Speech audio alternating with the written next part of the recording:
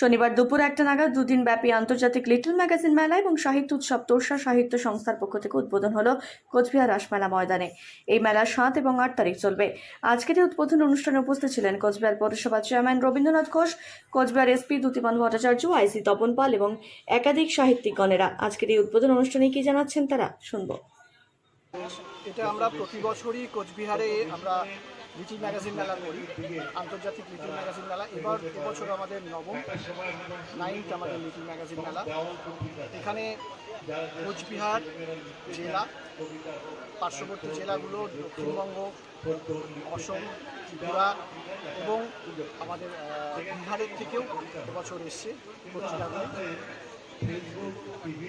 সেই পত্রিকাগুলি নিয়ে আমাদের দুদিনের এই মেলা চলবে। এছাড়া সান্ধ্যকালীন সাংস্কৃতিক অনুষ্ঠান রয়েছে।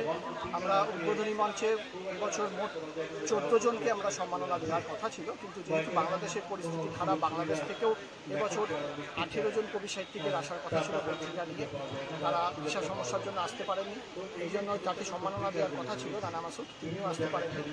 এবছর আমরা তাহলে 13 জনকে এই মুহূর্তে আমরা সম্মাননা দেব। কতগুলি স্টল রয়েছে ম্যাম? স্টল এখনও আসছে, কিছু ট্রেনে রয়েছে, কিছু রাস্তায় রয়েছে।